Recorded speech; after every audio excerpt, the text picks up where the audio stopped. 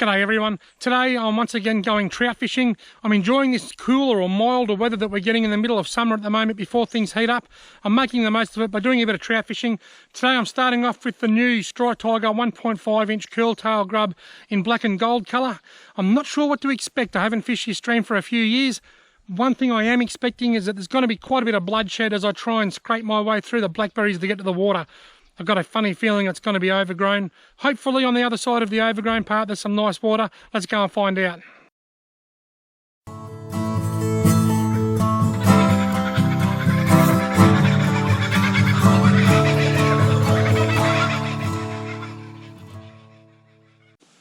Me and my mate Tony Alfieri used to fish here a lot back in the 90s. We used to drive through there and just park off the side of the track down there. Now you can barely even see the track, let alone get off the side of it. Now one thing that I do have to be very careful of today is snakes. With all the heat we've had lately, I've seen a lot of crap on the news about, oh, the heat's bringing the snakes out, be careful, blah, blah, blah. That's actually a load of crap. That's just reporters getting it wrong. Basically, when it's really hot, the snakes are nowhere to be seen a lot of the time. They prefer to lay low. During the extreme heat, you'll find snakes, particularly snakes like tiger snakes and black snakes, you'll find them on dark, even after dark. I've seen tiger snakes at 10 o'clock at night. They don't like to be too hot snakes. There's a bit of a misconception that snakes like the extreme heat, but no, they don't. The snakes prefer the temperature to be around the mid-20s. At the moment where I am, I reckon it's about 24, 25 degrees, and that is ideal for snakes. So I've just got to be really careful where I put my feet. I can see a reflection in there, so the water's obviously in there. But how do I get there? Ugh. Had a funny feeling this was going to happen. Good thing I'm really fit and can lift my legs up high to crush these blackberries. Blackberries.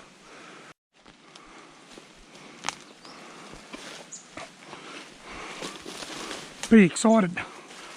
Be very excited. There's the creek. I'm almost there.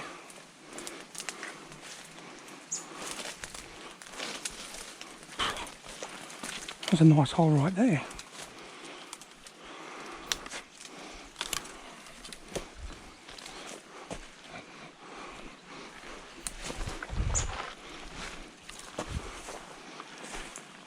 I'm in.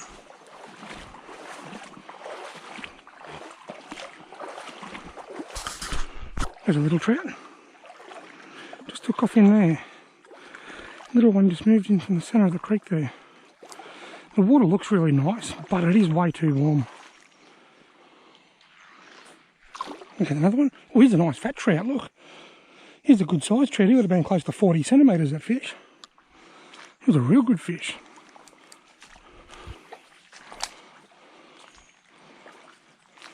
Here comes one.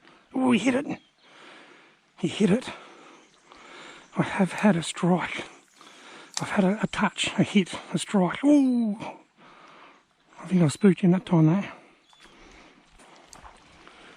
How do you like your blackberries? Not quite ripe, ripe, overripe, or rot? Oh, gee whiz. If I was 20 years younger, this would be a whole lot easier.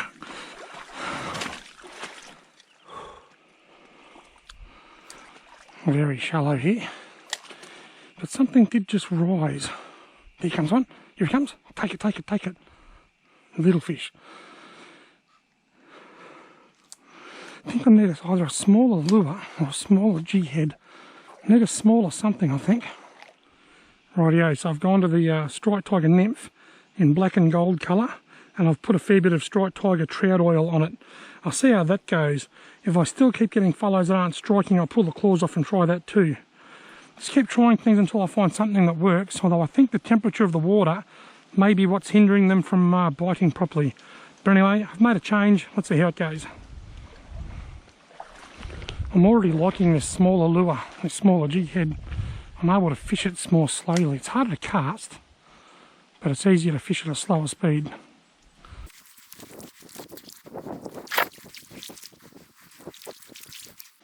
Oh, I've got to follow. Oh, There's a trout following that, and I'm snagged on that tree. Can you believe it? A trout came up from under it, eyeing it off, and then I went straight into that snag. I don't know where the trout went, but I dare say I'm going to spook him in a second. Here comes a fish, the little one's following it. Take it, take it, take it, look at the waves. He didn't take it. Lots of follows, but no strikes. Here's one following it now too. I can see two trout out there, neither of which want this lure.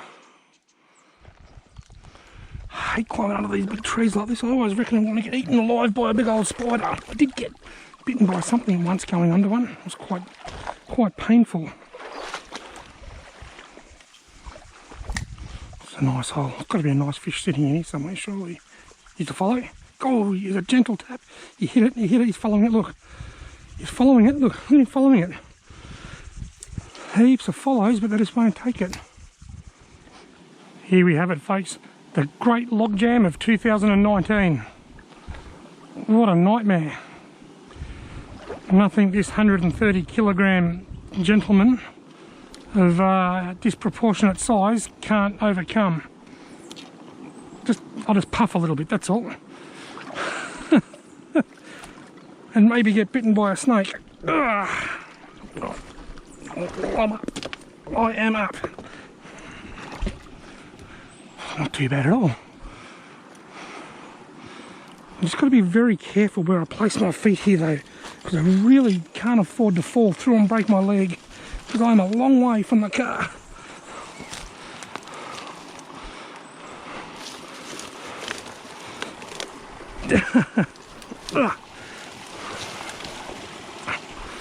I'm in.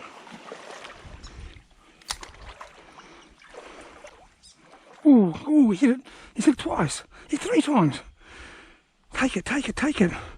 This is the most willing fish I've found. He's swimming around the lure down there.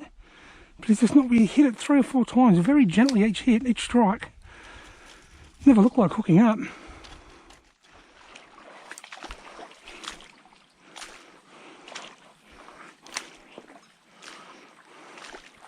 Rightio folks, change of tactic. The Strike Tiger 1.5 inch grub had a few follows but no takes. The Strike Tiger nymph in black and gold, same thing, lots of follows, 1 or 2 really soft touches. So I've changed to a bladed spinner. It's a bit of a sad and sorry looking affair, but it still catches fish. It's the rooster tail, Warden's rooster tail, in this sort of brown and white colour with the feathers on the hooks. And I've gone with that in the hope that it might mimic a grasshopper, because there are stacks of grasshoppers around at the moment. The upside to this, or the 2 upsides, is that the hooks are at the back and it's more of a grasshopper colour. The downside is I have to work this much faster than I could work that little Strike Tiger nymph, and with the water not being as cold as I'd like it, the trout are a bit slow, they're not swimming very fast. So it's worth a try. What I'm doing hasn't been working, so I've got to change, and that's the change I've made.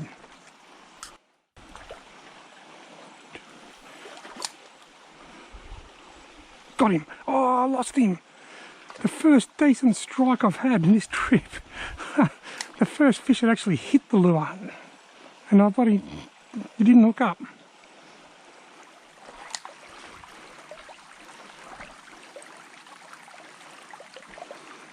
Just follow. He hit it. Oh, he tapped it at the last minute. Just not hard enough. Here it comes again. No, he tapped it again. He didn't want it. He doesn't want it bad enough to hit it hard.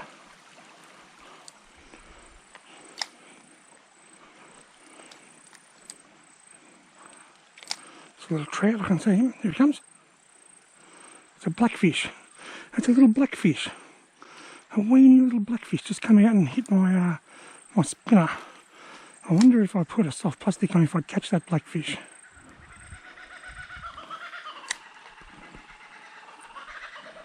A follow. God, he hit it. He wasn't a bad fish actually. That was quite a big boil. Bit of weight there too. I don't think I'll see him again, mate.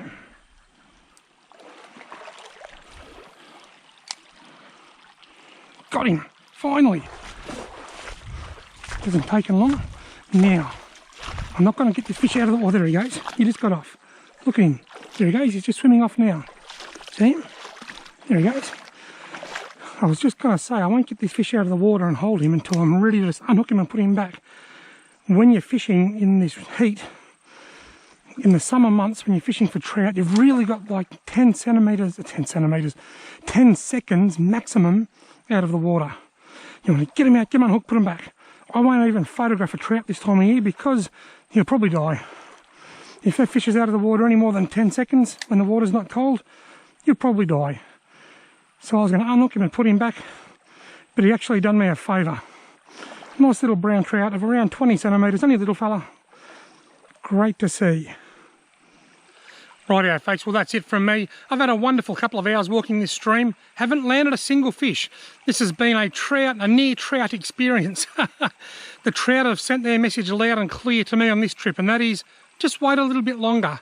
I think the water's still a bit warm. They're just outside their comfort zone. They're not feeding, but they are willing to swim around, follow my lures, look at my lures.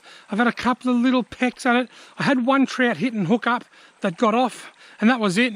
So I think another 4 to 6 weeks, as the nights get longer, the days get shorter, everything starts to cool down a little bit. I think the trout in this stream will start to get active again. But I've got to tell you something, it's great to see that there's still such a good head of trout in this little creek, given the extreme heat that we've had over the last 4 to 5 weeks. That's wonderful. Wonderful news to me. I'm looking forward to autumn. Thanks very much for watching, folks. If you haven't already hit the subscribe button, go ahead and do so and hit that notification icon beside it. And don't forget to check me out on Patreon, patreon.com/Robbie Fishing, where you'll have direct contact to me and you'll see some behind the scenes footage, and I can answer all of your fishing questions right there. Thank you very much. Thanks for watching. I'll see you in the next video. Right, now the track is at the top of that hill. This camera is probably not portraying the steepness of that hill too well. It's mountain gate country, and that's why I filmed my closing scene at the creek, because by the time I get to the top of this hill, I'm not going to be in very good shape.